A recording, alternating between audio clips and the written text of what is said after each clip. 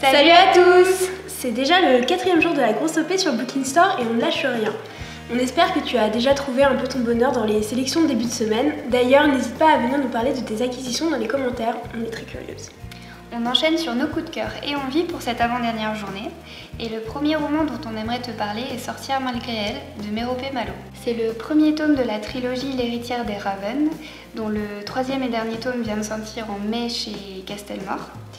Du coup, l'histoire tourne autour d'Asia, qui est une jeune fille qui vient de décrocher son bac et qui s'apprête à rentrer chez elle après avoir passé plusieurs années en pension. Le problème, c'est que quand elle rentre chez elle, il n'y a personne pour l'attendre. Elle se rend compte qu'en fait, toute sa famille est morte. Et c'est aussi à ce moment-là qu'en fait, elle apprend qu'elle est l'héritière d'une famille de sorcières. Et elle va devoir apprendre à maîtriser ses pouvoirs et résoudre le mystère de la mort de ses proches. Ce roman me fait de l'œil depuis sa sortie, d'abord parce qu'il s'agit d'une histoire impliquant des sorcières et encore mieux une famille de sorcières.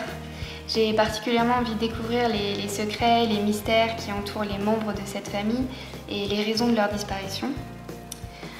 Ce genre de livre me fait beaucoup penser à des séries comme Charmed et j'aime beaucoup les livres qui s'apparentent au genre de l'urban fantasy.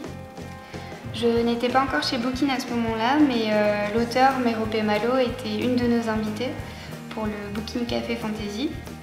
Donc si tu souhaites en savoir plus sur l'auteur, n'hésite pas à passer sur notre blog pour découvrir son interview. Notre deuxième envie pour ce jour 4 est Mort de Johanna Gustafsson.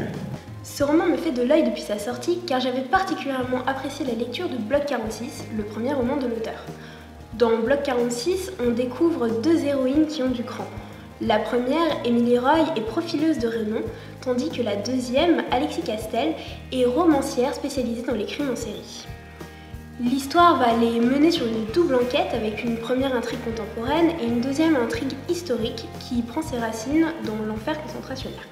Dans Mort, Emily et Alexis reprennent du service pour notre plus grand plaisir, mais ne vous inquiétez pas, les deux romans peuvent être lus de manière indépendante. L'auteur y utilise également le même procédé narratif et nous plonge cette fois-ci dans le Londres de Jack l'Éventreur. Je vous dirais bien que la promesse de ce roman est appétissante, mais ce serait prendre le titre bien trop au pied de la lettre. Effectivement, mort est un adjectif suédois qui signifie tendre et qui s'utilise pour la viande. Bon appétit. Si vous aimez les romans de Camilla Läckberg, je vous encourage chaudement à profiter de cette grosse OP pour découvrir la plume de Johanna Gustafsson. Je pense que cela pourrait vous plaire. Notre dernier immanquable pour cette 4e journée de la grosse OP est Les 12 rois de Sharakai de Bradley Beaulieu. L'histoire tourne autour de Sharakai, qui est une cité marchande en plein désert, qui est gouvernée par 12 rois immortels et cruels, qui ont enlevé en fait tout espoir de liberté aux habitants de la cité, et qui gouvernent grâce à leur armée, qui est faite de guerrières d'élite et de spectres protecteurs. Et en fait, on va découvrir cette cité aux côtés de Seda, qui est une jeune fille des quartiers pauvres, qui va tenter de remettre en question l'autorité de ses tyrans. Ce roman m'attire énormément, surtout grâce au contexte de départ qui est assez particulier. On a vraiment envie d'en savoir plus sur ces 12 rois, sur leurs origines, leurs spécificités. Et c'est vrai que ces rois s'apparentent à de véritables dieux, mais aussi à de véritables tyrans pour les habitants de cette cité.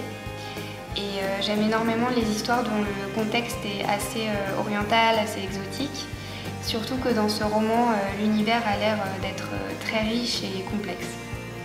Voilà, cette vidéo est maintenant terminée, on espère qu'elle t'aura plu.